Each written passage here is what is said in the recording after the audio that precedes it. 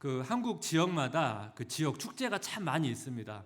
보통 그 지역을 또 뭐 대표하는 꽃이나 또 특산물을 소개하는 그런 축제가 있죠. 뭐 예를 들면 뭐 벚꽃 축제, 뭐 대하 축제, 뭐 전어 축제, 또 그리고 그 지역의 문화를 알리는 축제도 있습니다. 그 김원비 박태하 부부는 이 전국의 그 많은 축제 중에서 한 12곳을 선정해서 이제 방문한 거예요.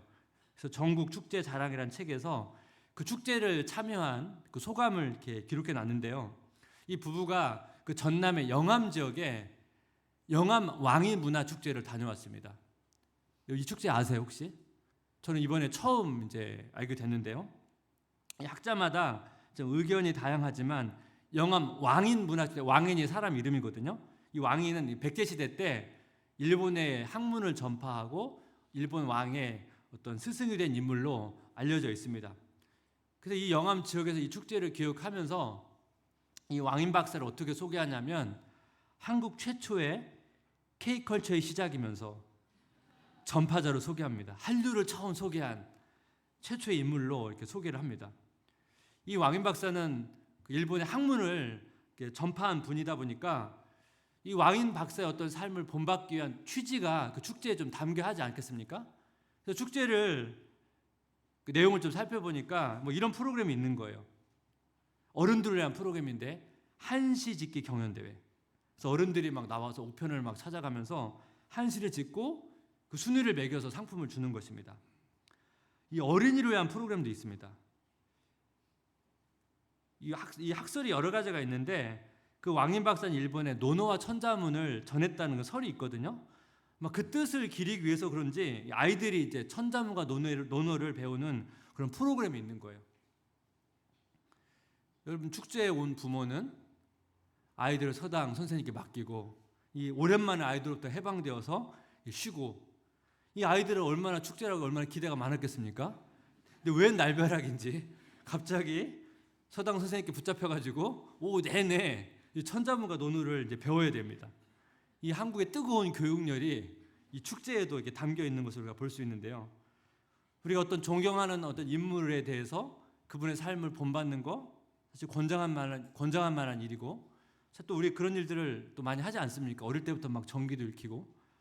근데 이 축제에 놀러 갔다가 생소한 어떻게 보면 잘 들어보지 못했던 그분의 삶을 본받기 위해서 갑자기 막 천자문과 논어를 배워야 한다면 이 아이들의 입장에서는 좀 당황스러울 것 같기도 합니다. 제가 왜 이런 생각을 하게 됐냐면 오늘 본문을 자세히 읽어보시면 예수님께서 이 제자들에게 자기가 행했던 그 삶과 사역을 너희도 똑같이 행하라고 요구하시거든요. 우리가 신앙생활 하면서 예수님의 삶을 본받는다는 말씀, 뭐 우리 저희 교회 이름에도 있는 것처럼 이런 얘기를 많이 들어봤죠. 그리고 실제적으로 우리가 살면서 예수님의 삶을 본받는다는 건 결코 쉬운 게 아니거든요. 그래서 혹시 우리가 마치 그 축제에 갔는데 갑자기 막 천자문과 논어를 배워야 되는 그 아이들의 마음처럼 우리가 혹시 그런 부담감을 가지고 있지는 않은가 그런 생각을 해보게 됐습니다. 오늘 본문을 자세히 보시면 예수님께 제자들이 갑자기 내 삶을 본받아라 이렇게 살아라고 하신 건 아니에요. 왜냐하면 그 앞에서 예수님께서 제자들과 충분한 시간을 가지시고 직접 사역의 시범도 보이시고 가르쳐 주시면서 이런 시간들을 충분히 가진 다음에 너희들도 이렇게 살아라고 말씀하셨거든요. 뭐 사람마다 좀 다 다르겠지만 다 그런 상상 해보지 않습니까?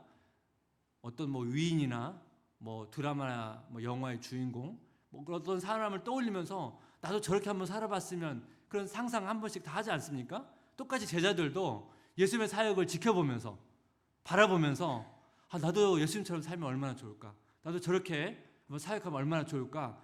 아마 그런 걸 느끼지 않았을까 생각합니다.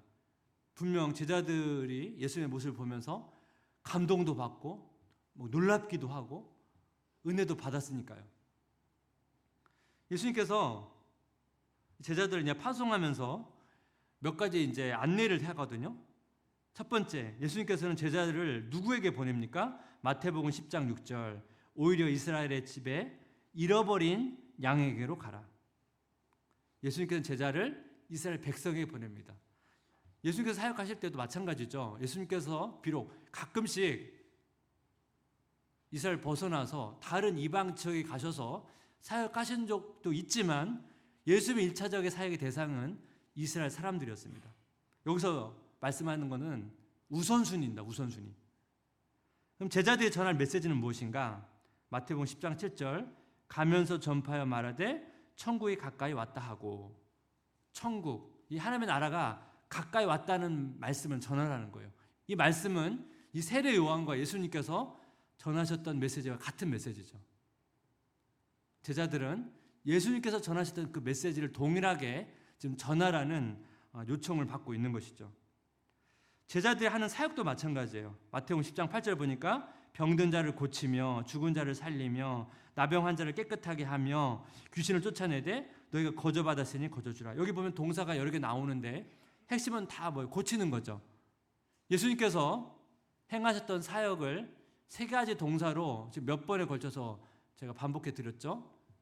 천국 복음을 전파하시고 가르치시고 고치시고. 오늘 본문을 보면 이 고치신다는 의미를 여러 동사를 가지고 표현하고 있지만 핵심은 고치신다는 거예요. 그러니까 정리해 보니까 예수님께서 전하셨던 천국 복음을 전파하고 예수님께서 고치셨던 그 사역들을 지금 제자들로 하여금 똑같이 하라고 요구하고 있는 거예요. 그러면서 예수님께서 제자들에게 여러 가지 추가적인 가이드를 또 주시거든요. 그 내용을 한 3가지 정도만 간단히 좀 살펴보기를 원합니다. 예수님처럼 사는 삶을 위한 가이드 첫 번째는 뭐냐면 대가를 바라지 않는 섬김입니다. 제자들이 예수의 사명을 감당할 때 대가를 바라지 말고 하라는 거예요.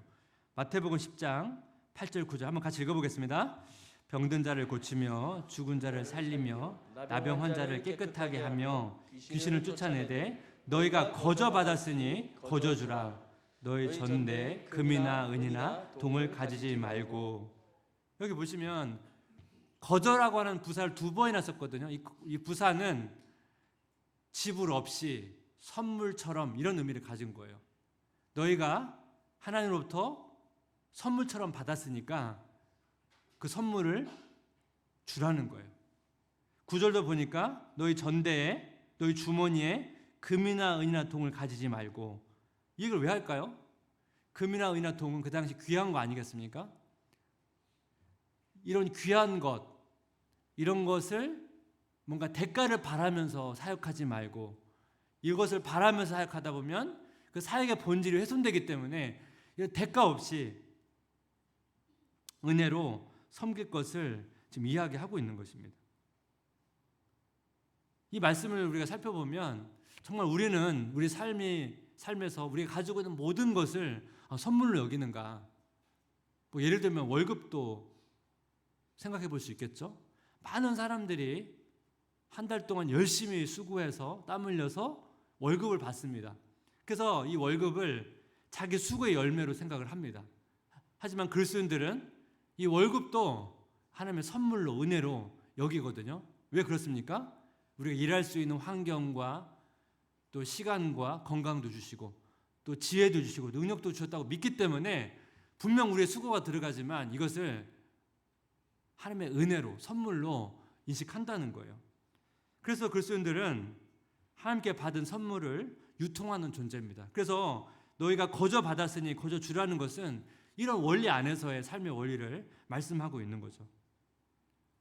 그리스도인들이 모인 이 교회도 동일하게 이 교회가 세워질 때 하나님의 은혜로 선물로 주어진 것이기 때문에 그 받은 은혜를 우리가 또 이웃에게 이 세상에 흘려보내야 된다는 것입니다.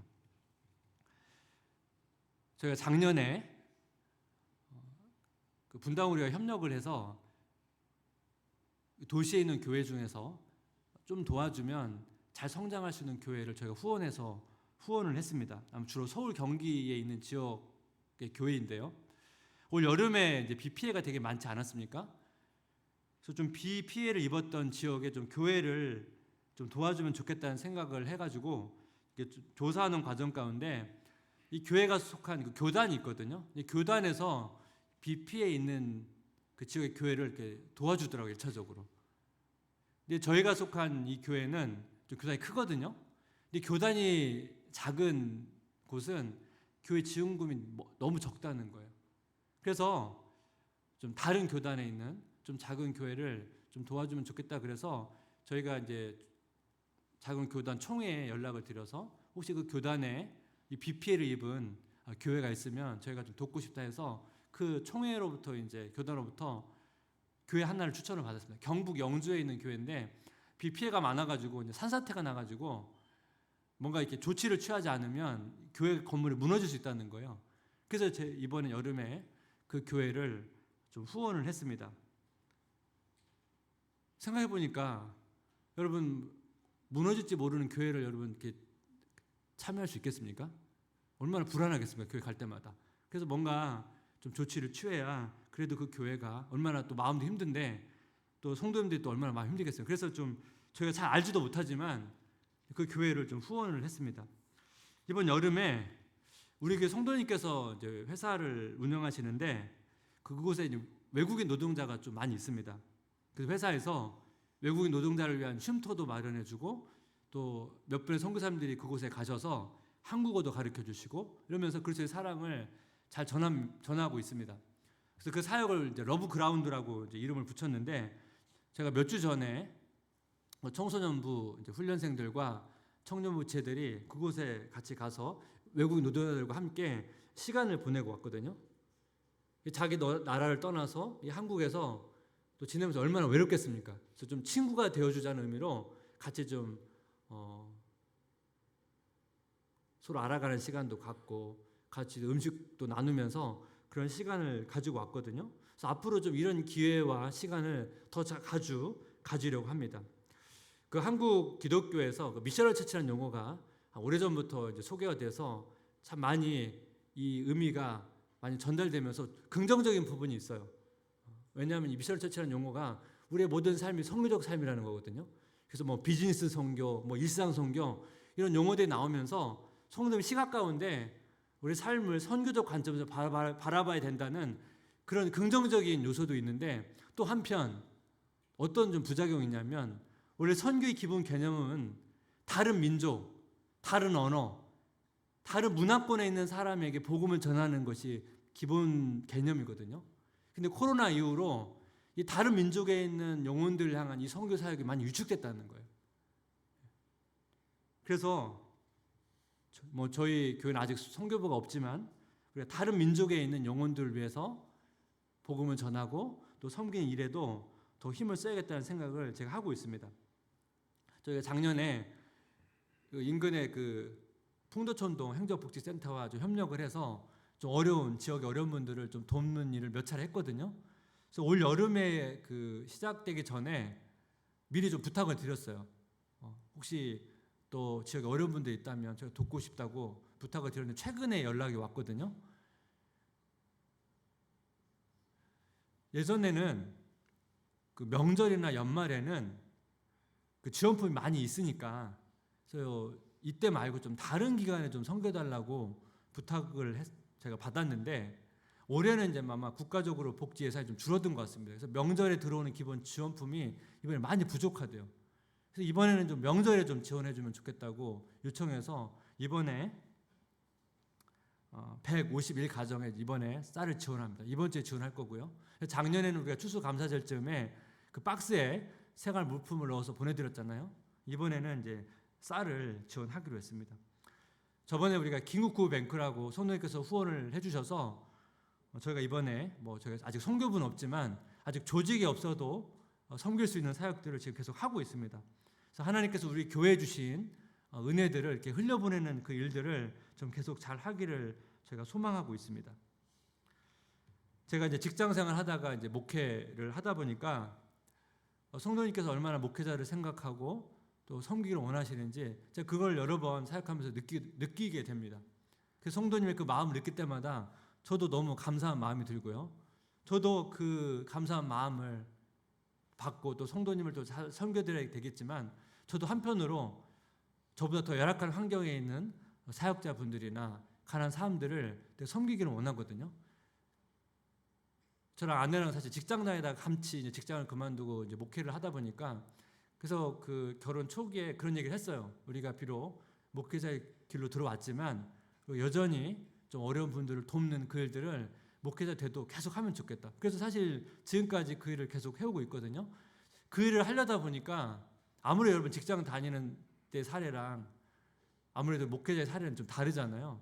그래서 제가 제 삶을 굉장히 심플하게 바꾸는 삶을 굉장히 애를 많이 썼습니다. 전에도 한번 나눠드렸던 것처럼 제가 수집하는 거 되게 좋았거든요.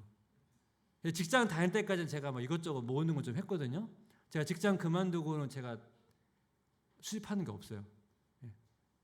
수집하는 게 거의 없고, 전에도 한번 나눴던 것처럼 제가 한 7, 8년 전에 위가 좋지 않아가지고 그때부터 제가 또 먹는 걸 이제 좀 절제하기 시작했거든요. 그래서 뭐 커피, 뭐 차, 음료 혼자서 제가 지금 사 먹은 기억이 거의 기억이 안 나요. 간혹 이제 성도님이랑 뭐 신방을 만남 있을 때는 제가 마시기도 하고 사 먹기도 하지만 혼자서는 제가 거의 그런 비용을 거의 쓰지 않거든요. 왜 이렇게 합니까? 뭐 여러 가지 뭐 건강상의 이유도 있지만 제가 그 목표가 있기 때문에 그래요. 제가 목회자의 삶을 살아가면서 제가 뭐 사고 싶은 거 다 사고 먹고 싶은 거 다 먹고 그러면서 어떻게 섬기겠습니까? 그리고 제가 그걸 다 사면 또 제 아내는 얼마나 그 비용으로 어쨌든 가정 살림을 책임져야 되는데 저는 잘 모르잖아요. 얼마나 힘들겠습니까? 그래서 제가 기본적으로 아내한테 부담을 안 주려고 일부러 그렇게 살아요. 근데 되게 행복해요. 그렇다고 제가 가족 경제에 엄청난 도움을 되지는 못합니다. 또 책을 많이 사기 때문에 가끔씩 책을 그만 사라는 얘기를. 그래서 제가 어떨 때는 많이 사고 어떨 때 조금 사고 그래서 어쨌든 제가 아내랑 상의하면서 계속 그 제가 받은 은혜를 또 제가 성도로 또 많은 섬김을 받기 때문에 저도 누군가에게 섬기려고 애를 쓰거든요. 되게 행복해요. 왜 이걸 이렇게 해야 됩니까?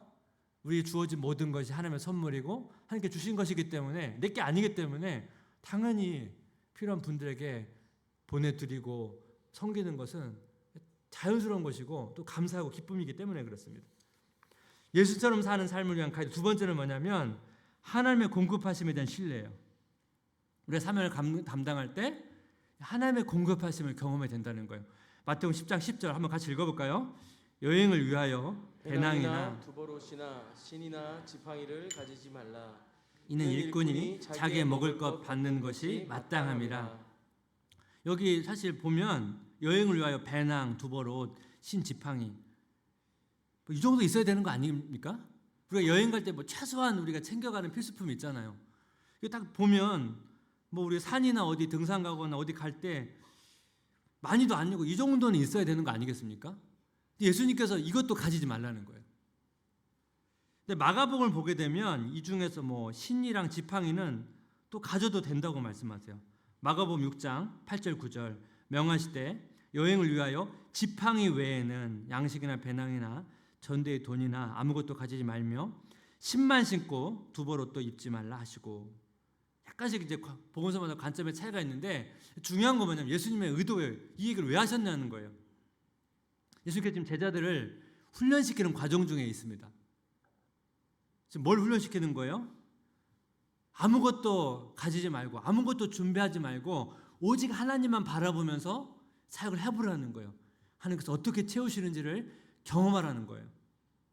너희가 만약 여러 가지 물품들을 준비하고 대비하고 간다면 하나님께 너를 통해서 어떻게 일하시고 채우시는지를 경험할 수 없다는 거예요. 왜냐하면 우리가 기본적으로 이런 물품들이 있으면 이 물품을 의지하잖아요. 제 말씀을 묵상하다가 제 대학 때 선교단체에서 여름 수련을 가거든요. 전국 수련을 가게 되면 한 일주일 동안 하는데 이 전국 수련을 마치고 나면 또 일주일 동안 수련회가 있어요. 뭐냐면 각 지역으로 흩어져 가지고 복음을 전하는 거예요. 저는 주로 농촌 지역에 갔는데요. 이제 버스가 그 농촌 지역에 쭉 내리면 또 어쨌든 그 많잖아요. 그 팀을 나눠서 그 지역에 또 흩어져요. 근데 여기 중요한 원칙이 있어요. 버스에 내린 후부터는 돈을 쓸 수가 없어요. 뭐 그래서 지갑도 다 걷고요. 그래서 이 순례를 거지 순례라고 해요. 거지 순례. 거지처럼 다닌다고. 그래서 거기 내려서부터 이제 지역으로 흩어져야 되잖아요. 그 지역까지 가야 되는데 돈을 쓸 수가 없어요. 그럼 어떻게 해야 됩니까? 지나가는 차를 얻어 타거나 걸어가야 돼요. 자는 것도 마찬가지예요. 전도하면서 어느 집에 가서 부탁을 하거나 아니면 지역에 있는 교회에 부탁을 해서 잠잘 곳을 마련해야 돼요. 또 중요한 게 뭐예요? 밥을 또 먹어야 되잖아요. 그래서 복음을 전하면서 또 집에 가서 얻어 먹거나 아니면 굶어야 돼요. 그래서 이 팀의 리더가 되게 중요해요. 이 팀 리더가 잘하면 그 팀원이 잘 먹고, 팀 리더가 잘 못하면 막 계속 굶어요. 하루 종일 굶는 팀도 있고.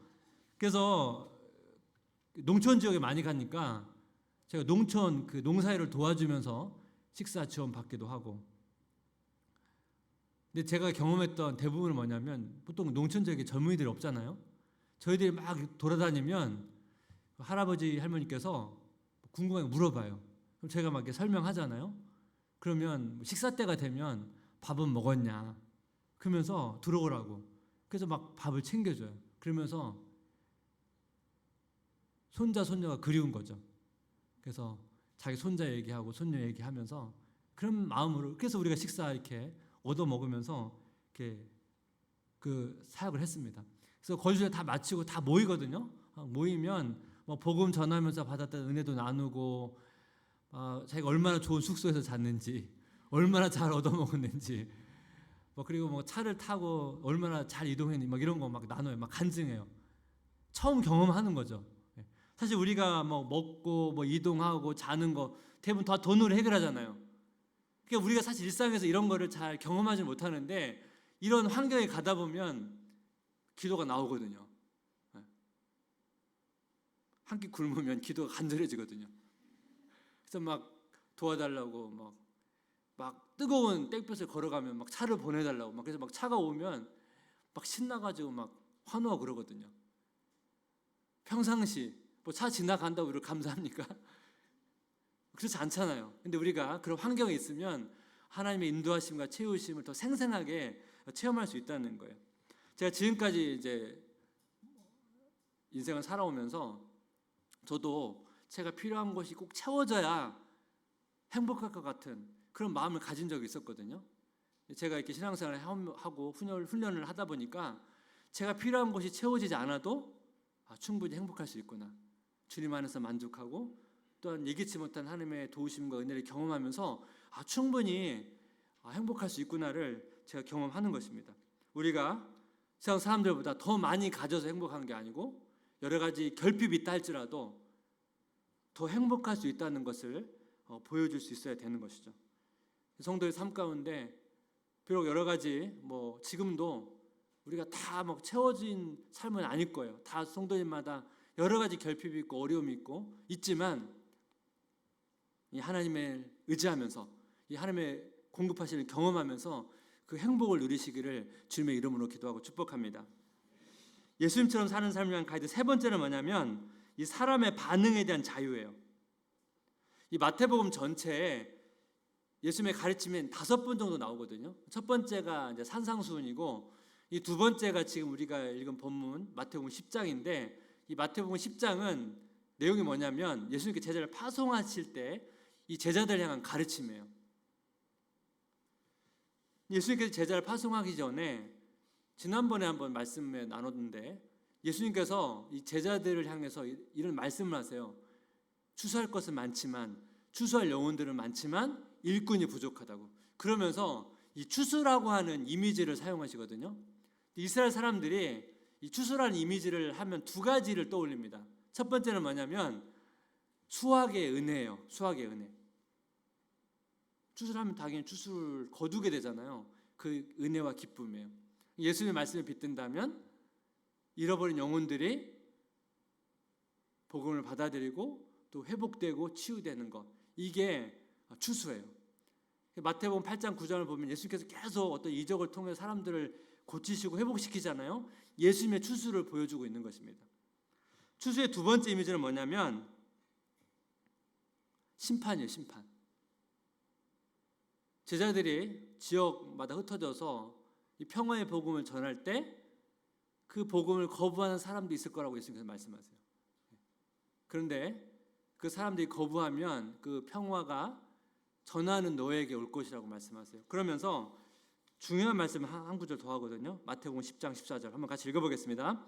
누구든지 너희를 영접하지 않거나 너의 말을 듣지 않거든 그 집이나 그 고을을 떠날 때 너희 발에 묻은 먼지를 떨어버려라. 너희 발에 묻은 먼지를 떨어버려라. 제가 어린 시절에 보통 밖에 나가면 보통 학교 운동장도 대부분 흙운동장이었고 길도 포장된 도로도 있지만 흙 이런 길을 다닐 때가 많거든요. 항상 집에 들어오면 부모님께서 먼지 털고 들어오라는 얘기를 자주 하셨어요. 오늘 본문에서 비슷한 내용이 나오는데 이스라엘 백성들이 자기 지역 있잖아요. 자기 지역을 벗어날 경우도 있잖아요. 이방 지역에 갈 때도 있잖아요. 이방 지역에 갔다가 다시 이스라엘 땅에 들어올 때 이 행동을 합니다. 이 발에 있는 먼지를 털어버리는 일을 해요. 그럼 이게 무슨 의미일까요? 이제 하나님의 땅으로 들어온다는 의미도 있고 내가 지금 이방의 땅을 걸어 다녔잖아요. 그곳에 있는 먼지를 털어버린다는 것은 뭐예요? 내가 이 땅과 상관이 없다는 것이죠. 그런 의미를 지금 내포하고 있는 거거든요. 그러니까 이 말을 좀 더 깊이 생각하면 하나님을 믿는 사람과 믿지 않는 사람 두 가지로 구분이 되잖아요. 하나님의 땅과 이방 땅이 구분이 되잖아요. 내가 이방 땅과 상관이 없다는 거죠. 복음을 받아들이지 않는 사람에 대한 심판을 의미하는 거예요. 그래서 이 추수의 이미지는 두 가지가 다 있어요. 주님이 재림하시죠? 그러면 추수의 시간입니다. 믿는 사람과 믿지 않는 사람이 갈라져요. 추수의 이미지는 동전의 양면처럼 한쪽에는 환영과 기쁨이 있는 것이고 다른 쪽에는 심판이 있는 거예요. 우리가 이 사명을 감당하는 과정에서 복음을 전하는 과정에서 이 동전의 양면을 경험하죠. 환영하고 영접하는 분들도 있고 또 거부하고 받아들이지 않는 분들도 있는 거예요. 그래서 우리가 이 사명을 감당하는 과정에서 이런 반대가 있다는 것을 당연하게 여겨야 된다는 것입니다. 현재 그 베트남에 많은 복음의 열매가 지금 맺히고 있거든요. 제가 그 베트남 선교를 갔는데 이 도시 말고 그 산간 지역에 원주민 사역을 하러 가고 있었습니다. 그 원주민 사역하시는 목사님께 초청을 했어요. 근데 이 베트남이 사회주의 국가이다 보니까 원래 사역을 하러 들어가면 경찰에 신고를 해야 돼요. 근데 이 목사님께서 먼저 신고하고 허락을 받고 저를 초청한 게 아니고 좀 뒤늦게 신청을 한 것 같아요. 근데 경찰이 이제 거절한 거예요. 들어오지 말라고. 저희가 지금 가고 있는 중인데. 그래서 그 목사님께 연락이 온 거예요. 그래서 대화를 나누다가 그 목사님께서 그냥 들어오라는 거예요. 근데 저희가 그 얘기를 듣고 나서 고민했습니다. 들어갈 수는 있죠. 가서 사역하면 좋겠지만 저희가 이제 빠져나오면 그 이후에 그 경찰들이 그 목사를 얼마나 괴롭히겠습니까? 그 교회 사역을 얼마나 힘들게 하겠습니까? 그래서 우리가 잠시 들어가서 사역하는 것은 잠시는 좋겠지만 장기적으로 그 교회를 위해서는 좋지 않은 것 같다고. 그래서 그때 목사님과 상의하면서 다음 기회에 들어가자고 그러면서 저희가 가던 길을 멈추고 다른 쪽으로 바꿨던 일이 있었거든요. 베트남에 굉장히 복음의 열매가 맺히기도 하지만 또 반대적으로 뭐예요? 이 강한 반대와 저항이 또한 있어요. 저는 그때 그 선교를 하면서 그 굉장히 현실적으로 그걸 느꼈습니다. 우리가 이 사명을 감당하는 과정에서 이 호의적인 반응에 대해서 당연하게 여겨야 된다는 거예요. 우리가 이 사람의 반응에 자유롭지 못하면 우리가 사실 이 복음을 전하거나 이 사명을 감당하는 것은 되게 힘듭니다. 최근에 여러분 얼마나 기독교에 대해서 굉장히 비판적이고 시니컬합니까?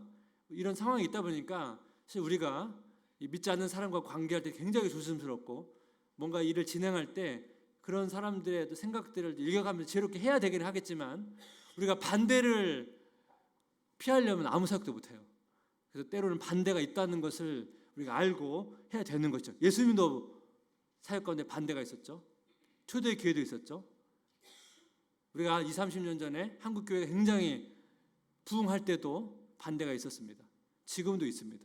그래서 이 반대라는 것이 당연히 있다는 것을 우리가 알고 해야 된다는 거예요. 이번 10월에 새생명 축제가 있는데 또 우리가 이제 1년 동안 이 가을에만 딱 한 번 하는 기회니까 또 세자를 품고 또 이번에 사랑을 전하는 거예요. 과정이 중요합니다. 결과는 하나님께 맡기고, 때로는 복음을 전했을 때 호의적인 반응이 아니라면 또 그걸 당연하게 받아들이고 또 기다리면서 또 기도하면서 그런 시간들을 우리가 가지면 좋겠습니다. 제가 앞에서 말씀을 드렸죠. 제자들이 예수님의 요구, 나처럼 살아라, 나처럼 사역하라고 받았을 때 부담도 있었겠지만 분명히 예수님을 바라보면서 나도 저렇게 살고 싶다고 하는 그런 뭔가 은혜가 있었을 거예요. 그래서 그게 사실 우리에게 필요한 거죠. 오늘 예수님처럼 살아보자는 어떻게 보면 굉장히 무거운 주제이긴 한데 우리가 이 삶을 시작하기 전에 가장 중요한 게 뭡니까? 예수님으로 충만한 것, 성령님으로 충만한 것. 그래서 그 충만함 때문에 나도 그렇게 좀 살아보면 얼마나 좋을까? 내 삶 가운데, 일상 가운데 예수님을 닮아가는 삶의 모습이 있다면 얼마나 좋을까? 여러분 그런 것들을 좀 꿈꾸시면 좋겠습니다. 그 연기자 남궁민 씨가 유퀴즈 온도 블럭에서 인터뷰하는 내용 중에 되게 인상 깊었던 내용이 있었는데요. 연기자 초기에 그 촬영장에서 굉장히 겪었던 일을 이렇게 소개를 하는데요. 뭔가 이렇게 문제가 생기면 그 잘못을 다 이제 남궁민 씨한테 돌렸나 봐요. 그 욕도 하고. 그래서 그 촬영장에서 굉장히 많은 부당한 대우를 많이 겪었다는 거예요. 근데 놀라운 게 뭐냐면 사실 얼마나 힘듭니까? 배우로서 시인 배우로서의 삶도 쉽지 않고 뭐 그 당시 얼마나 대우도 얼마나 별로 없잖아요. 근데 이 남궁민 씨가 이 부당한 대우 속에서도 잘 연기할 수 있다는 사실 때문에 너무 행복했다는 거예요. 그게 되게 인상적이었거든요. 우리 삶이 그랬으면 좋겠다 생각합니다. 우리 삶이 녹록지 않고 힘들고 또 고단한 삶을 할지라도 우리가 예수님의 은혜와 그 사랑을 알고 있기 때문에 그 놀라운 선물을 받은 존재이기 때문에 우리도 이 삶 가운데 여러분 행복해야 되거든요. 기뻐해야 되거든요. 감사가 넘쳐야 되거든요. 그래서 받은 이 은혜들을 이 삶 속에서 흘려보내는 유통하시는 그런 성도님 되시기를 주님의 이름으로 기도하고 축복합니다. 그래서 오늘 시간 같이 좀 기도하고 찬양할 때 먼저 우리가 예수님으로 충만한 그 충만함이 흘러 넘쳐서 우리 삶 가운데로 흘러가기를 소망하는 마음으로 함께 찬양하겠습니다. 무명이어도 공허하지 않는 것은 예수 안에 난 만족함이라. 가난하여도 부족하지 않는 것은 예수 안에 오직 나는 부요함이라. 고난 중에도 견뎌낼 수 있는 것은 주의 계획 믿기 때문이라. 실패하여도 일어설 수 있는 것은 예수 안에 오직 나는 승리함이라. 난 예수로 충만하네. 난 예수로 충만하네. 난 예수로 충만하네. 영원한 왕 내 안에 살아계시네. 내 몸이 약해도 낙심하지 않는 것은 예수 안에 난 완전함이라. 화려한 세상 부럽지 않는 것은 난 예수로 충만함이라. 난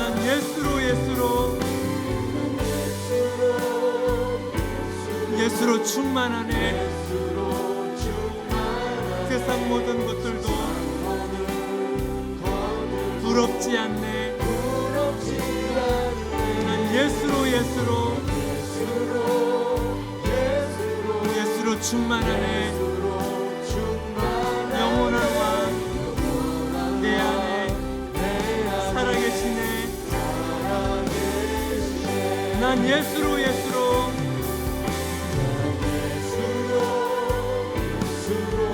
충만하네. 세상 모든 풍파도 두렵지 않네. 난 예수로 충만하네. 영원한 왕 내 안에 살아계시네. 영원한 왕 내 안에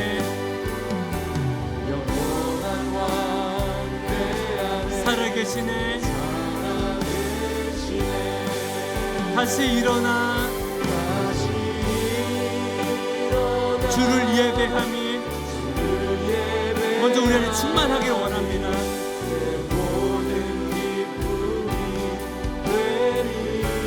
그의 기쁨 되어 우리의 충만함을 흘려보내기 원합니다.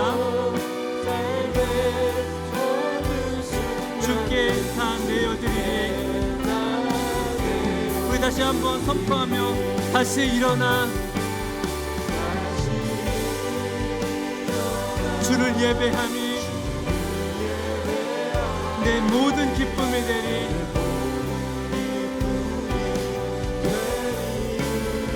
그의 기쁨 되어 삶의 모든 순간을 주께 다 내어드리리. 우리 다시 한번 선포합니다. 다시 일어나 주를 예배함이